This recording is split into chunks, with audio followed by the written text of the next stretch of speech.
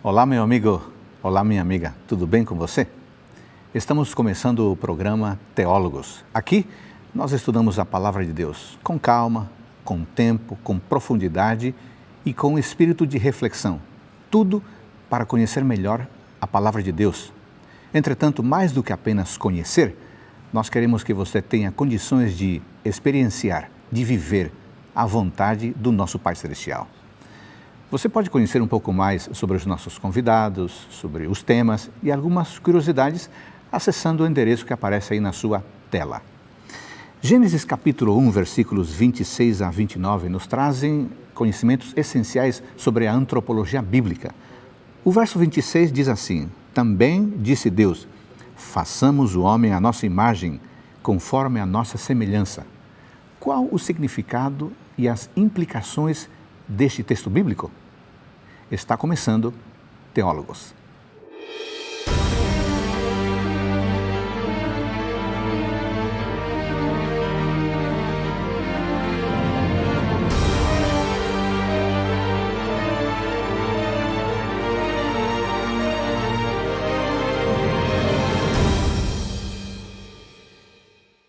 No tema de hoje, vamos tratar do assunto antropologia bíblica. E o nosso fundamento textual é Gênesis capítulo 1, versículos 26 a 29. Esse é um tema essencial para compreender quem somos e qual o nosso papel diante do nosso Pai Celestial, diante da sociedade. Porque é um tema altamente desafiador, nós temos dois convidados especiais. Nós temos aqui o pastor, professor Márcio Costa. Tudo bem com você? Tudo bem. Prazer estar aqui. Que legal, que bom que você aceitou o nosso convite. Onde que você trabalha atualmente? Qual a instituição na qual você trabalha? Você leciona? Você é professor? Atualmente estamos ajudando no IAP, Instituto Adventista Paranaense, no curso de Teologia. Atualmente estamos eu e o pastor Paulo é o diretor, Paulo Santos, o diretor do seminário, da sede regional do IAP. E eu trabalho como coordenador também e leciono algumas disciplinas na área histórica e também sistemática. Interessante. Quantos alunos de estudantes de teologia tem o IAP? Esse ano nós estamos no nosso quarto ano, esse ano nós formamos a nossa primeira turma. Que interessante. E nós temos aí cerca de 200 alunos em média, sempre variando, alguns alunos vêm, outros vão, mas estamos chegando a essa média. E além de teologia, o IAP tem algum outro curso superior?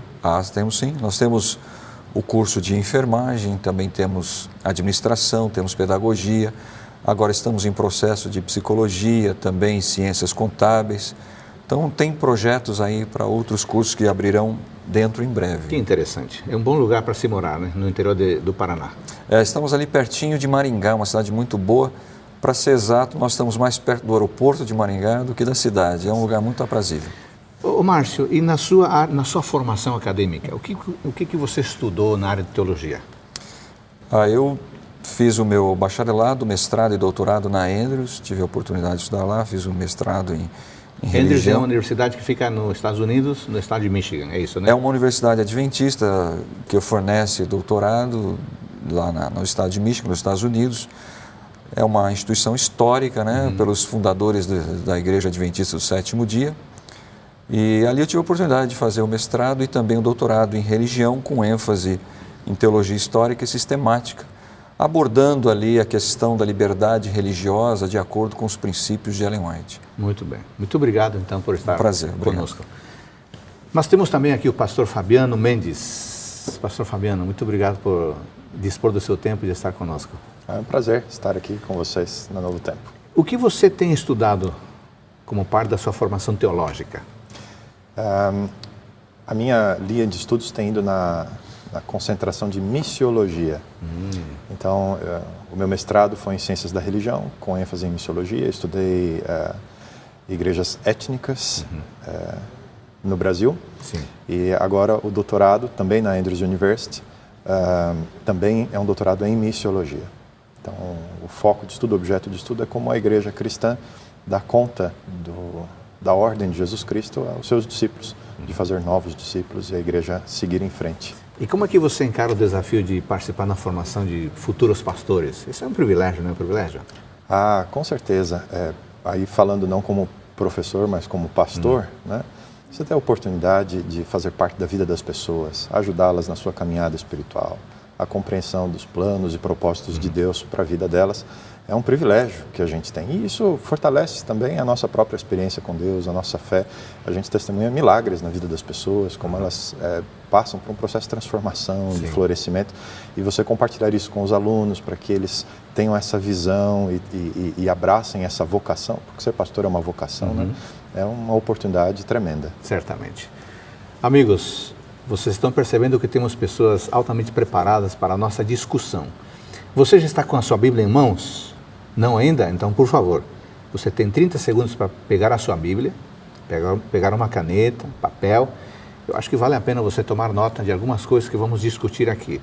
E, basicamente, vamos nos concentrar em Gênesis 1, 26 a 29, não é isso?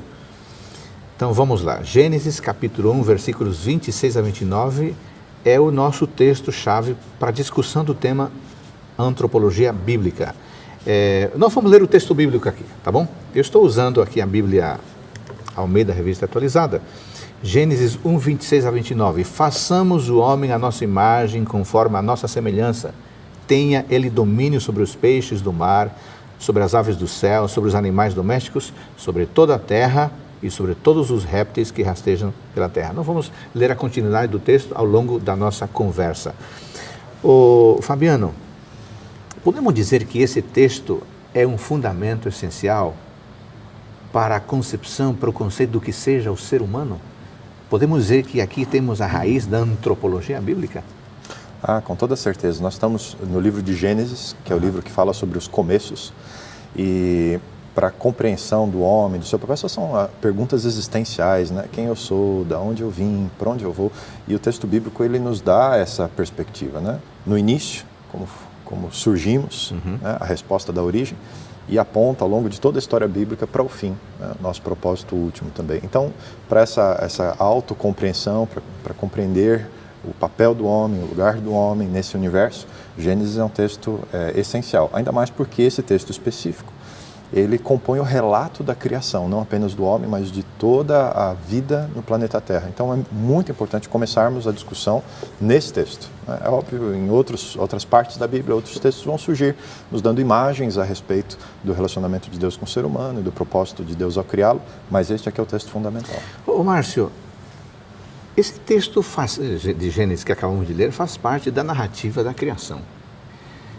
É fundamental termos uma compreensão literal da narrativa? É necessário essa compreensão literal para a compreensão melhor e mais aprofundada dessa perícope aqui, desse texto de Gênesis 1, 26 a 29? Se você não crê literalmente, como está o relato bíblico, você vai ter uma série de dificuldades com os demais textos que a Bíblia apresenta. Por exemplo, quando você vai para Apocalipse, e são apresentadas as 7 igrejas ali em Apocalipse, e para cada igreja Jesus se apresenta de uma maneira. Quando você vai na 7ª igreja, Laodiceia, você pode ver que Jesus se apresenta como Criador, o Alfa, o Ômega. Então, e durante muitos aspectos da Bíblia, né, você tem Deus, quando você vai, por exemplo, o Evangelho de João, você tem ali a criação inserida. Então, em vários momentos, a criação é mencionada. Esse texto de Gênesis, ele está implícito em toda a Bíblia. Então, se você extrai a literalidade, né, como algumas outras doutrinas apresentam, não da Igreja Adventista, mas algumas outras interpretações teológicas, se você extrai isso aqui, coloca isso aqui como uma alegoria, né, ou como uma história ilustrativa do poder de Deus, mito, né? Um mito, algo assim, então você começa a romper com muitos dos outros ensinamentos da Bíblia. E além do que, se você rompe com a literalidade que o homem, ele vem de Deus, ou ele sai da mão de Deus, ele se origina em Deus, você fica com uma grande interrogação: de onde eu vim então? Então isso é muito importante para você definir quem você é. E o problema maior não é quem você é. O problema maior é de onde você vem, porque você é de onde você vem. Se você vem de Deus, obviamente, você tem características, você tem semelhanças, você tem A sua identidade, basicamente, depende da identidade de Deus. Muito bem, eu acho que aí está uma primeira ideia que você poderia anotar no seu caderno aí, ou no seu smartphone, ou de alguma forma tomar nota. O texto da narrativa da criação em Gênesis 1, Gênesis 2, é um texto literal. Se isso não for considerado, entram em xeque diversos outros ensinamentos que aparecem ao longo do texto bíblico, ok? Então, contrário ao que muitas vezes você escuta, a criação é um texto histórico, uma narrativa histórica, conforme está escrito aqui. Fabiano, existiria alguma relação entre o ser humano que foi criado aqui, façamos o homem à nossa imagem e semelhança, com as outras criaturas criadas? Ah, sim. Esse relato ele é todo muito bem integrado, né? Quando você vai expandir um pouco mais esse texto inicial, né? Deus está ali, cada dia da criação, ele vem preparando o ambiente, você vê a criação da luz, a criação do oxigênio, né, da atmosfera, e depois o preenchimento com esses ambientes criados por Deus com vida, né? Os animais terrestres, as aves no céu, os peixes no mar, né? E o homem entra aqui no coroamento desse plano de um lugar vivo. Então há essa identidade. Há um outro texto na Bíblia Sim. que menciona essa similaridade, né? E é interessante porque na teoria do design inteligente, que mostra que a vida aqui ela não surgiu por acaso, Sim. mas há um projeto, vai explorar essas similaridades entre diversos seres vivos, né? Há padrões que funcionam em cada um deles. E a gente encontra isso no texto bíblico, né? O livro de Eclesiastes, Sim, vamos para Eclesiastes. No Antigo Testamento, capítulo 3, há uma afirmação a respeito, e é uma reflexão também a respeito do propósito da vida humana. O autor de Eclesiastes, no capítulo 3, versos 19 e 20, ele faz a seguinte afirmação: porque o que acontece aos filhos dos homens, isso mesmo também acontece aos animais. A mesma coisa lhes acontece. Como morre um, assim morre o outro. Todos têm o mesmo fôlego e nenhuma vantagem tem os homens sobre os animais. Tudo é vaidade, todos vão para o mesmo lugar, todos são pó e todos ao pó tornarão. Aqui ele está voltando a exatamente a fórmula da criação. A gente vai entrar um pouco mais disso no estudo do texto de Gênesis, mas ele vai trazer essas características que são comuns tanto ao ser humano quanto os demais seres vivos criados por Deus. Então, Márcio, a impressão que temos quando nós lemos a narrativa da criação é que tudo foi sendo preparado para receber um hóspede especial, o ser humano. A gente vai explorar esse assunto da imagem e semelhança, mas que outro elemento a gente poderia acrescentar para mostrar que há uma inter-relação entre todos os elementos da obra da criação? Que outro aspecto pode ser destacado aqui na narrativa da criação? Sem dúvida. Quando você avalia, por exemplo, todos eles se beneficiam de alguma maneira daquilo que foi criado, eles possuem um relacionamento entre si, né? Mas quando nós olhamos assim, por exemplo, de uma maneira integrada, não por questões de superioridade em si, mas quando o texto bíblico coloca aqui a existência do homem nesse contexto, ele é colocado com um desígnio especial, né? Ele possui características diferentes, embora eles sejam semelhantes em algumas coisas, todos eles foram feitos da terra, são almas viventes, né? Possuem fôlego, né? Todos eles voltam ao mesmo estágio, né? Na condição do pecado, embora existam algumas teorias que digam que havia morte sem pecado, nós não acreditamos nisso, nós acreditamos que a morte é consequência do pecado. Então, quando nós olhamos esse contexto, nós vemos que existe uma tarefa, algo especial entre o homem e as vidas criadas. Ou seja, ele era o mordomo, como que o cuidador, o supervisor, aquele que estava responsável pelas demais obras da criação. E isso nós podemos entender. Essa responsabilidade, ela se aplica também dentro de um contexto social, onde nós, como cristãos, temos uma responsabilidade com o meio criado, né? Muitas vezes as pessoas pensam, olha, o cristão ele não tem essa preocupação porque ele pensa em ir para o céu. Não. Só o mundo futuro, Só né? o mundo futuro. Agora não precisa de cuidado. Não. Quando nós entendemos que existe um relacionamento, por exemplo, tanto eu quanto o animal, nós somos criados por Deus. Tanto eu quanto a vegetação, nós somos criados. É claro que existe um propósito distinto. Claro. É claro que o ser humano tem uma tarefa distinta, mas existe essa unidade. É quando nós colocamos o homem como aquele hóspede especial, né? Como aquilo que carrega, digamos assim, a digital de Deus, e tem uma função especial dentro desse plano, aí nós conseguimos entender, ou seja, o homem ele não vive à parte da criação, mas ele tem uma responsabilidade com aquilo que Deus criou, e essa responsabilidade é dada por Deus. A ordem de Deus está em Gênesis, o verso 28, né? Quando Deus vai dizer frutifiquem, multipliquem, encham a terra, sujeitai-a, e ele entra de novo com esse verbo dominai todos os peixes do mar, sobre todas as aves do céu, mas não nesse sentido de exploração, que muitas vezes até se usou esse texto bíblico na história do cristianismo, né? Não, o ser humano tem o direito de explorar o mundo, e a gente está vendo os resultados disso. Não, a ideia aqui de Gênesis é essa, que o Márcio estava dizendo para nós, né? Do cuidado. O ser humano foi colocado aqui para ser um representante de Deus para a criação, né? Ele tem um cuidado por toda a criação. Mas só uma questão, sim. Mas isso que nós colocamos aqui, é claro, nós temos que tomar cuidado com o equilíbrio. Existe esse relacionamento e é importante cuidar, mas é importante dizer que o homem, ele é especial. Na sua qualidade, ele possui características especiais que o diferencia da criação. É isso que o texto 26, o verso 26 apresenta, nós vamos estudá-lo daqui a pouco com mais calma. Quer dizer que nós podemos concluir que a concepção do ser humano está enraizada na percepção que nós temos em Gênesis. E que como parte dessa concepção antropológica, o conceito de ser humano, então existia uma harmonia entre Deus e as criaturas, entre o ser humano e as criaturas, e obviamente um clima de harmonia que, como é narrado aqui, um dependendo do outro.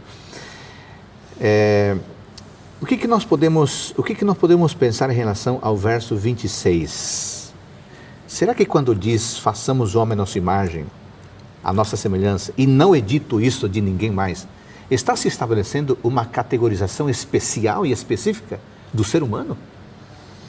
Aqui sim, eu creio que sim. Está se dizendo aqui que o homem foi criado com uma categoria, assim como outras espécies foram criadas. Você vê que há uma certa organização na criação, né? Surgem as espécies e eles reproduzem outras espécies. Muito bem, a gente vai avançar um pouco mais daqui a pouquinho. Esse assunto é interessante e merece um bloco inteiro. O que nós dissemos até aqui é que para compreender quem é o ser humano, nós precisamos ir ao Gênesis, a narrativa da criação. Você tomou nota disso? No próximo bloco vamos tratar do modo especial como o ser humano foi criado e vamos aprofundar a nossa concepção, o nosso conceito do que é ser criado à imagem e semelhança de Deus. Voltamos em seguida com Teólogos.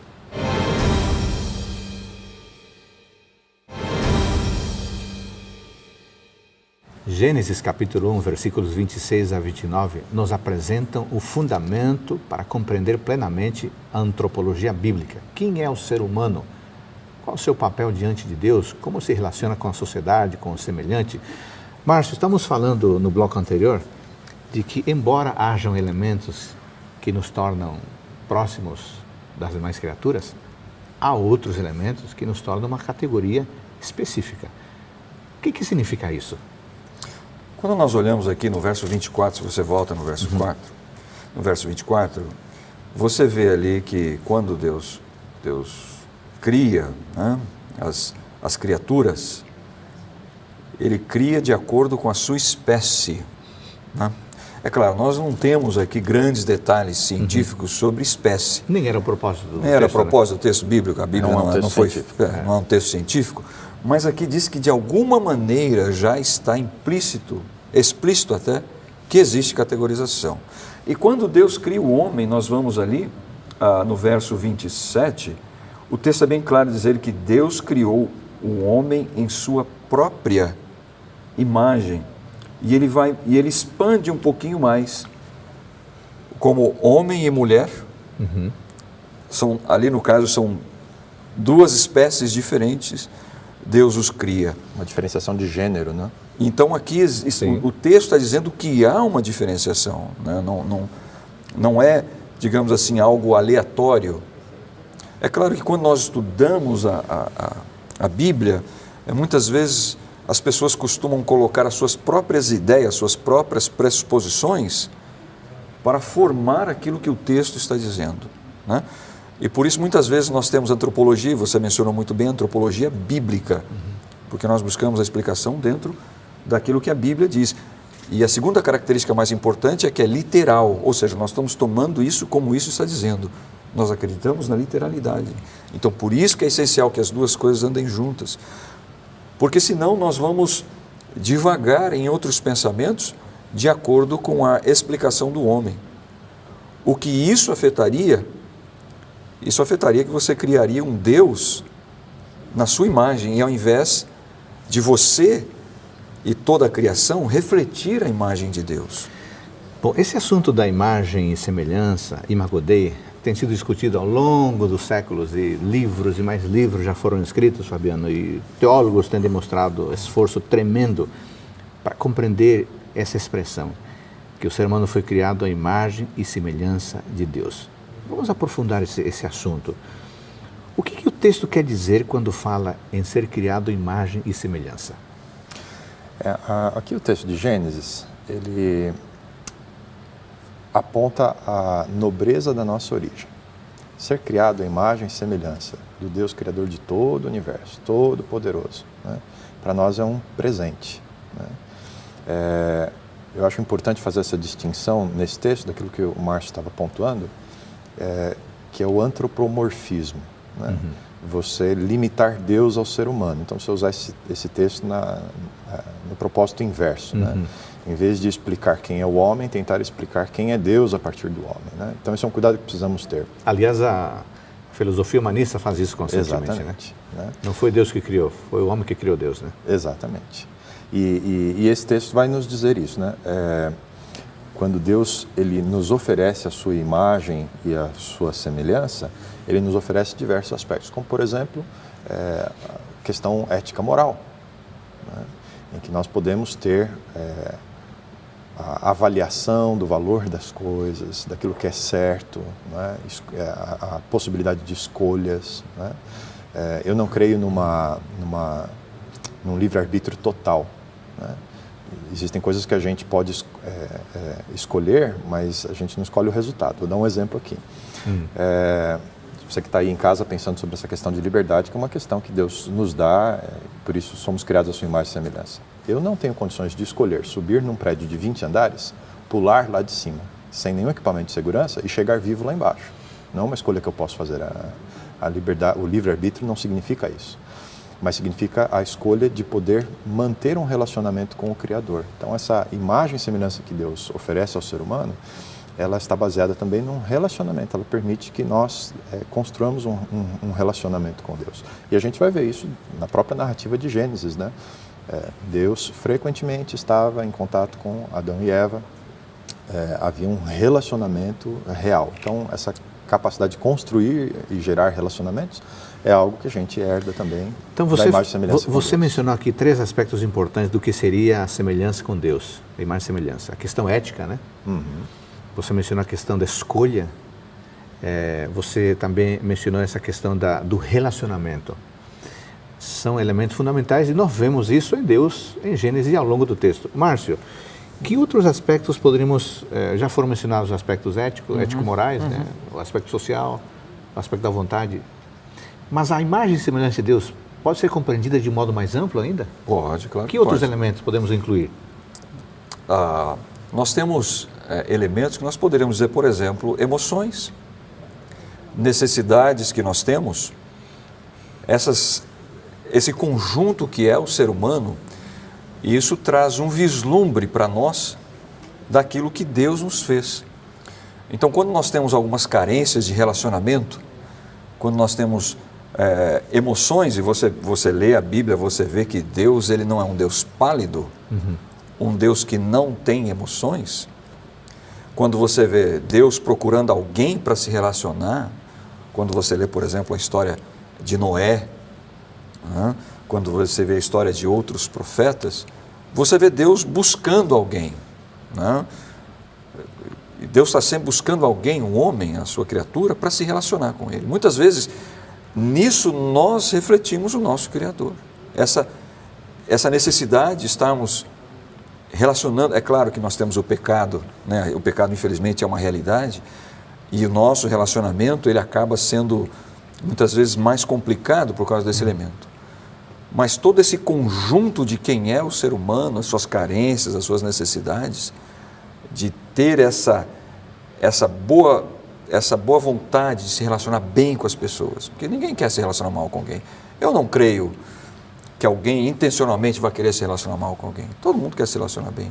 Então essas carências, né, isso aí reflete, são aspectos que nos remete ao Criador, que nós podemos olhar isso aqui e ver na Bíblia um Deus pessoal, que quer estar nos relacionando conosco no nível pessoal. Não importa qual é a sua luta, qual é a sua batalha, não importa qual é a sua dificuldade, se a sua dificuldade é mínima, é máxima, Deus quer se relacionar com você na sua dificuldade.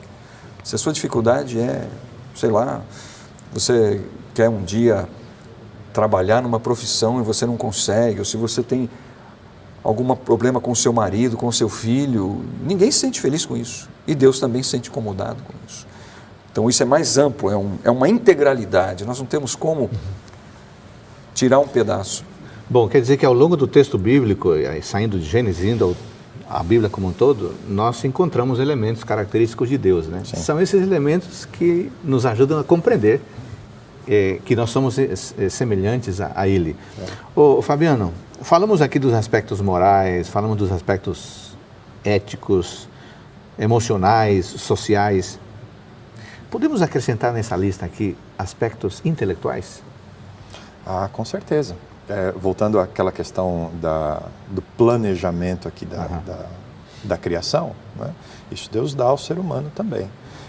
Mais à frente, em Gênesis, no relato complementar da criação, que é o capítulo 2, a gente vai perceber que Deus dá a responsabilidade do ser humano organizar o próprio trabalho, ele vai cultivar o jardim. Então, ele tem essa capacidade, assim como Deus teve capacidade de ter um plano da criação, Adão tem a capacidade de olhar e identificar as necessidades e organizar o seu tempo, as suas atividades e a forma como ele dispensaria o cuidado à criação e à tarefa que Deus confia a ele pela sua origem nobre, né? Isso aqui é muito importante. E outro aspecto, até retoma um pouquinho daquela questão da categorização, né? Sim. Em todos os outros itens de criação, da semana da criação que nós encontramos aqui em Gênesis, nós vemos a fórmula, e disse Deus, e aí passa a existir. Né? Mas na criação do homem, que aí é Gênesis capítulo 2, vai dar o detalhe mais claro, né? Sim. A gente encontra ali no verso 7, Deus forma o homem do pó da terra, né? E aqui, a força do verbo aqui é que Deus molda, né? Então, há uma diferença da criação entre o ser humano e o restante da criação, a partir do texto bíblico, e isso nos mostra que Deus está fazendo o ser humano com uma ênfase especial, ele tem um elemento especial que o restante da criação não tem.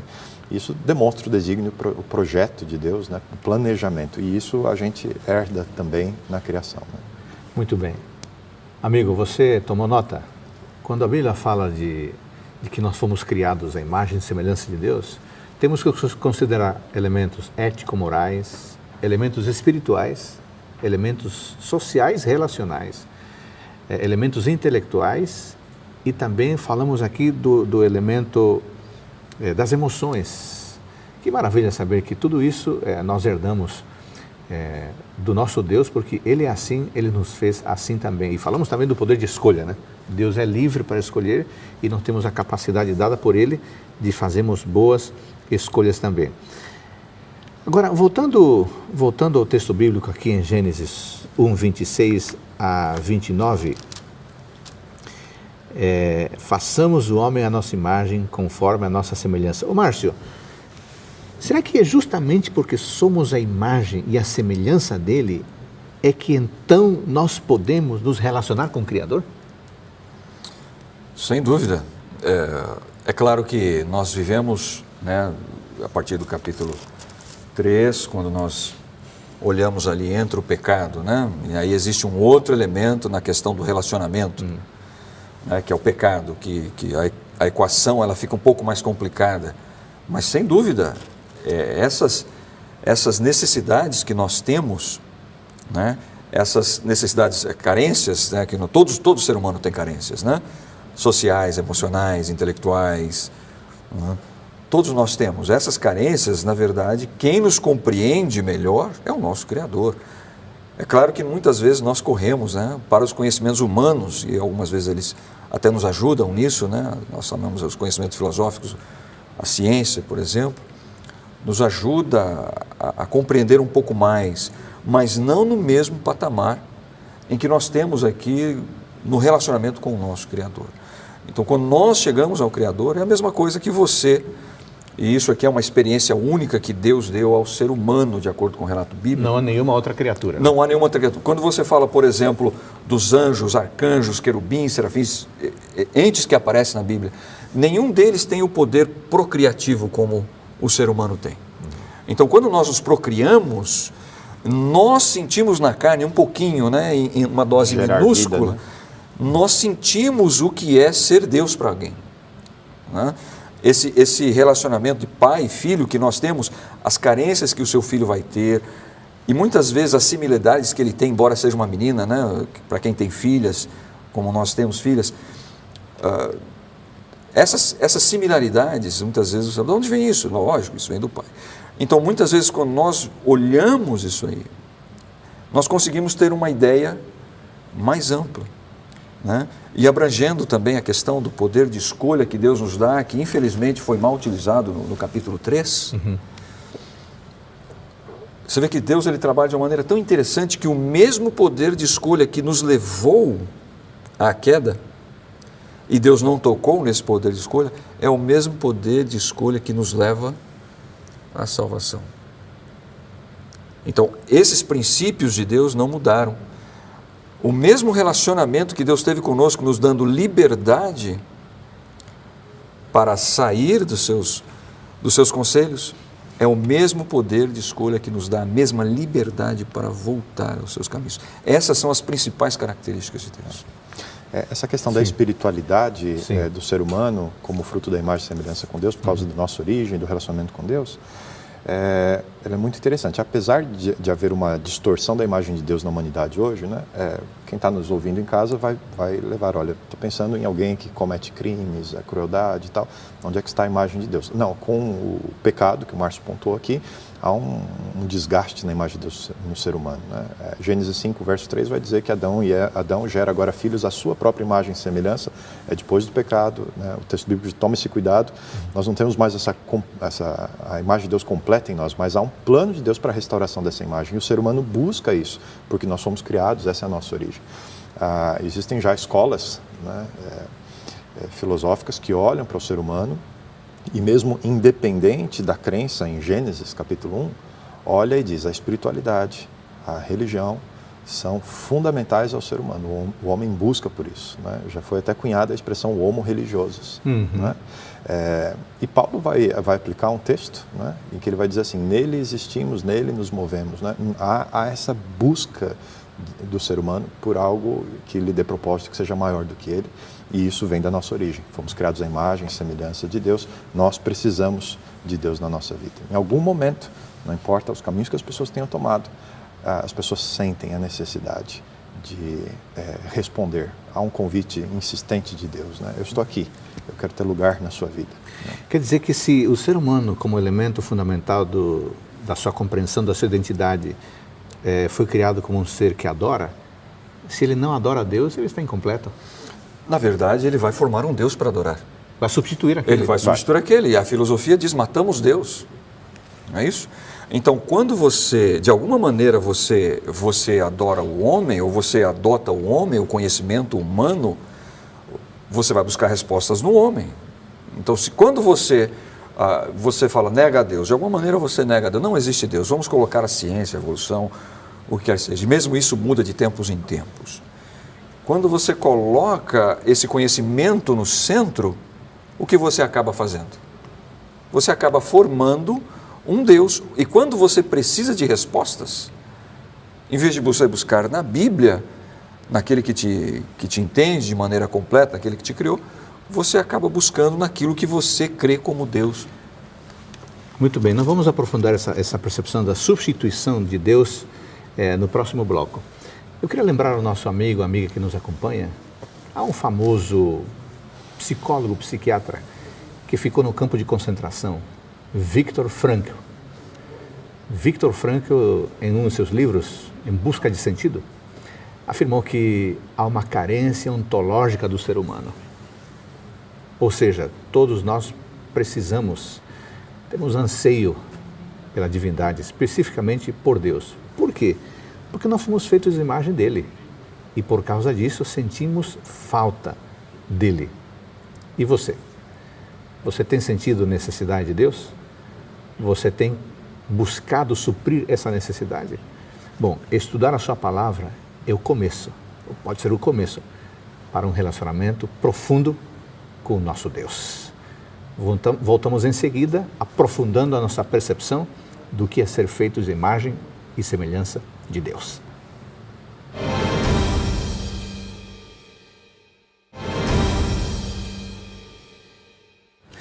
Estamos voltando com a nossa interessante e importante discussão sobre o conceito de ser humano em Gênesis capítulo 1, versículos 26 a 29.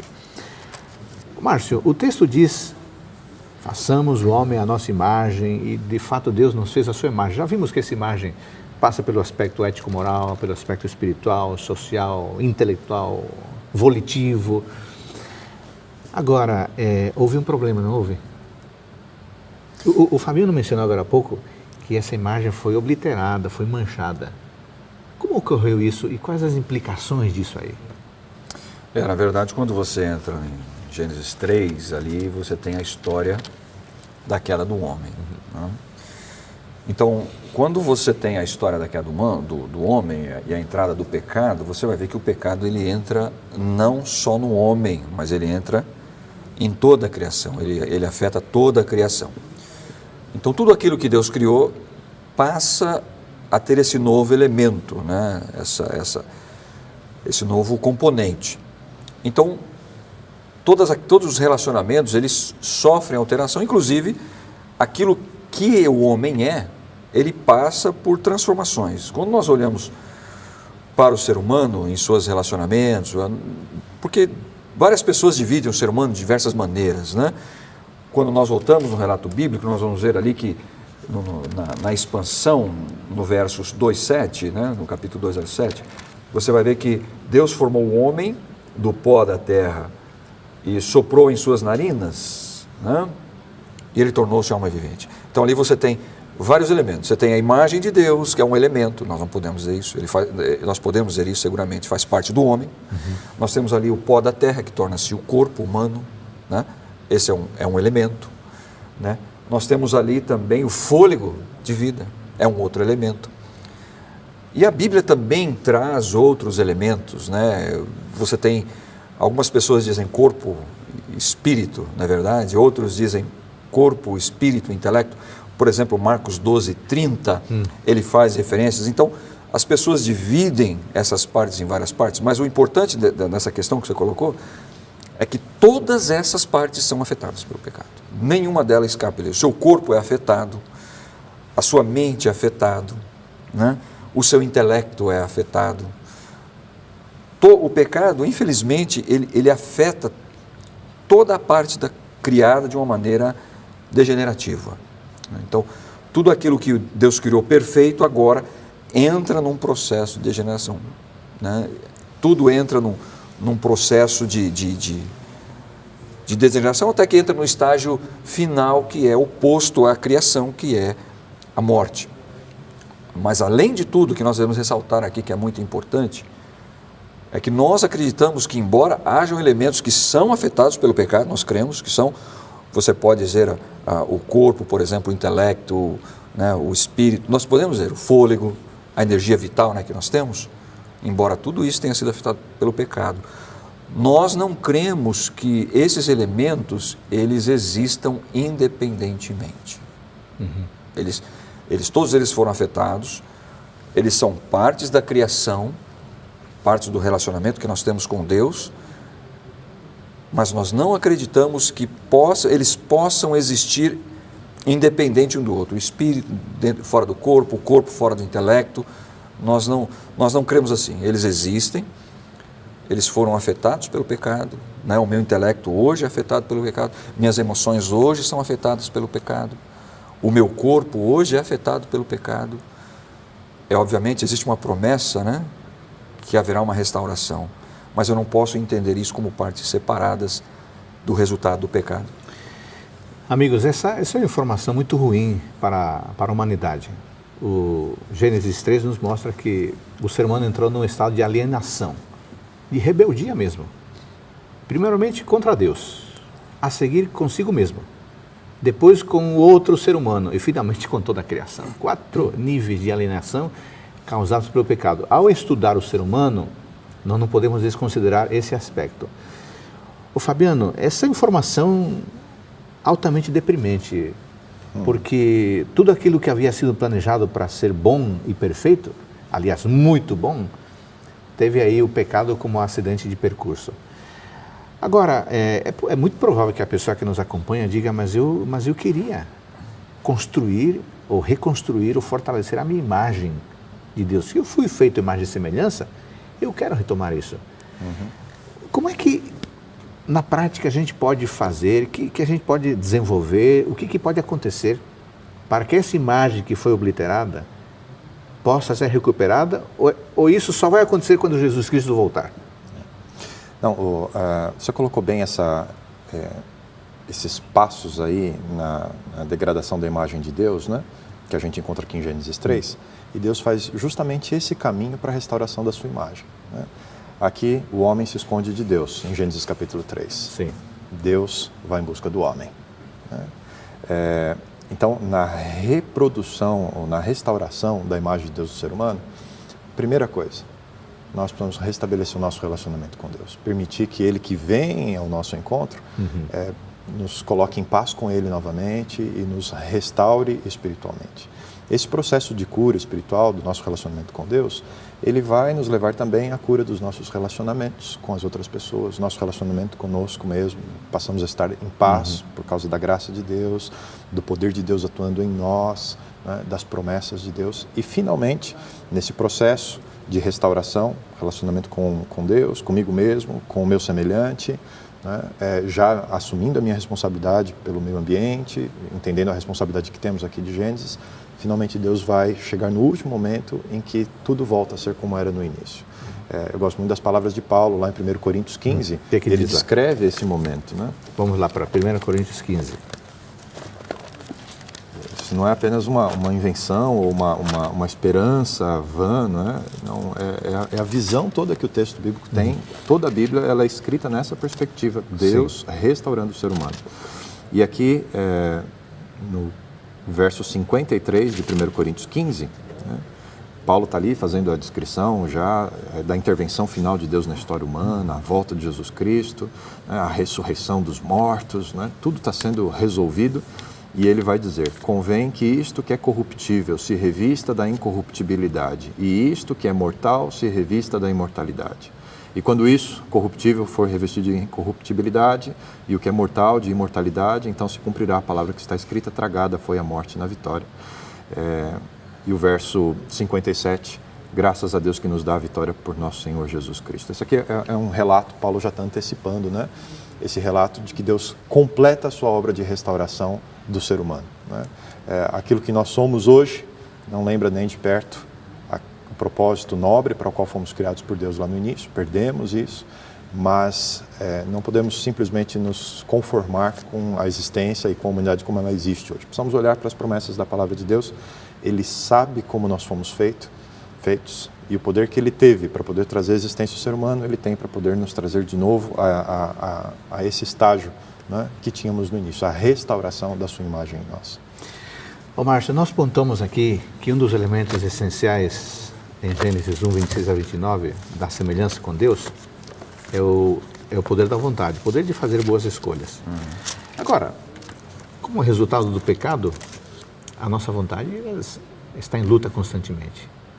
É provável que alguém que esteja nos assistindo esteja passando por esse desafio. Reconhece a necessidade de Deus, reconhece que precisa se aproximar de Deus e relacionar-se com Ele, como o Fabiano nos lembrou agora, mas a vontade está frágil. O que a gente pode dizer para essa pessoa que ela possa fazer para fortalecer a vontade, para então esse processo de reconstrução da identidade acontecer na vida dessa pessoa? Deus criou e Deus restaura. Não há nada, uma figura de linguagem que nós usamos muito, não há nada que o leopardo possa fazer para mudar as suas manchas, não? Não há nada que eu possa fazer em mim mesmo para transformar a mim mesmo, meu caráter. Eu não consigo fazer isso. A primeira coisa que uma pessoa que nos assiste, que passa por dificuldades, por lutas pessoais, é entregar a sua vontade a Deus, é escolher o propósito de Deus em sua vida, que é esse propósito de restauração. Restauração mental, espiritual, restauração emocional. O primeiro passo é entregar a sua escolha a Deus. Esse é o primeiro passo.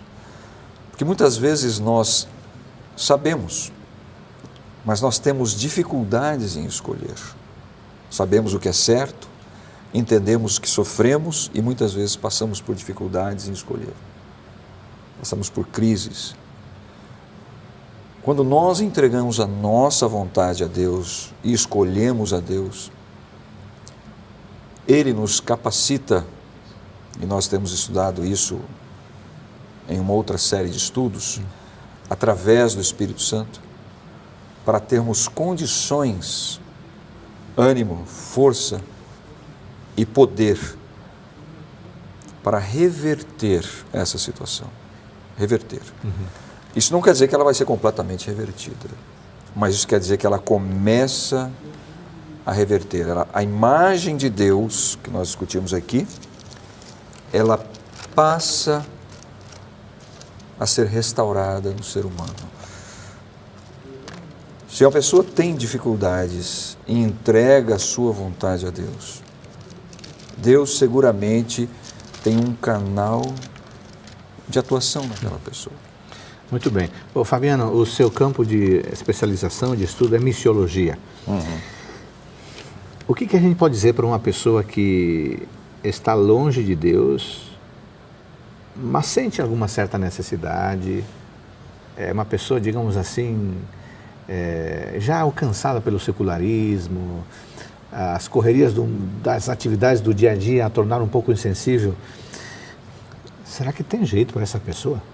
Será que a imagem de Deus pode começar a ser restaurada, mesmo num coração que está, parece que, bastante insensível?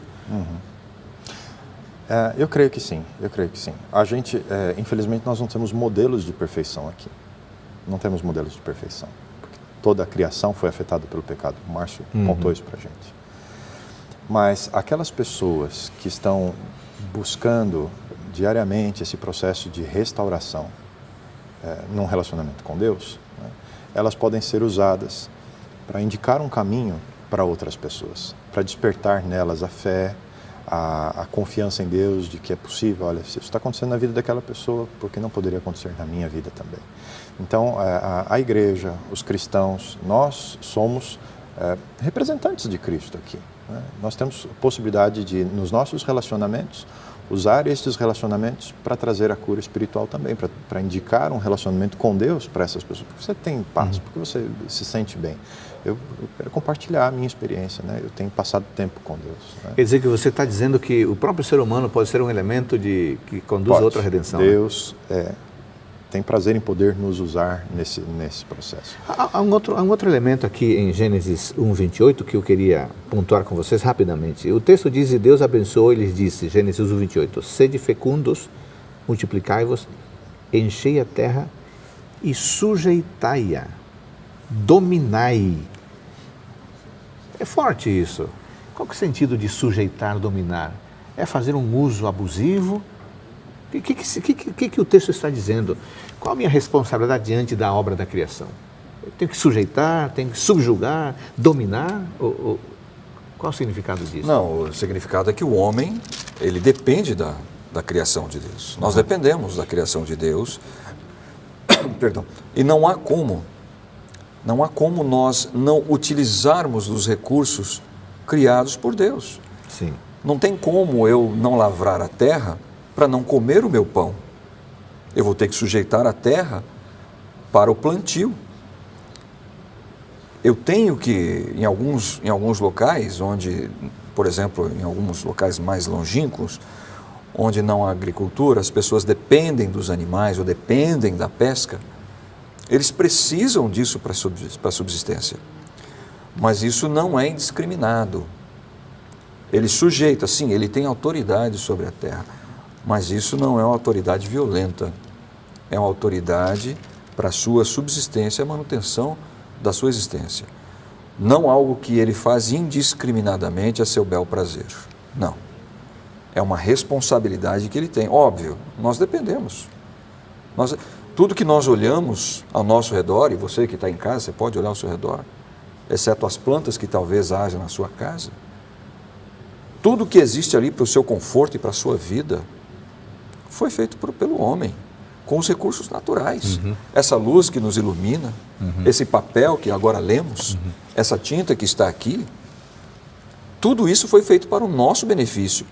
E nós fizemos com a nossa autoridade, nossa, que eu digo a autoridade que Deus nos deu, de usar os recursos humanos e empregá-los para a nossa subsistência. É claro, empregá-los tendo consciência que foi Deus que criou, que foi Deus que trouxe a existência para o nosso benefício, mas nós somos responsáveis também pela existência. Então podemos dizer que o sentido de sujeitar, dominar, na verdade é um sentido de administrar corretamente, né? Mordomia, é ser um mordomo, um administrador eficiente. Agora, a Bíblia também tem relatos, Jesus também tem parábolas de mordomos fiéis e mordomos infiéis. Sim. Aquele que abusa dos demais servos e aquele que trata bem os servos. Tanto que também essa imagem de mordomo, de administrador, ela aparece na Bíblia muito. E muitas vezes o próprio cristão, ele vê essa posição de mordomo, de servo, como algo positivo.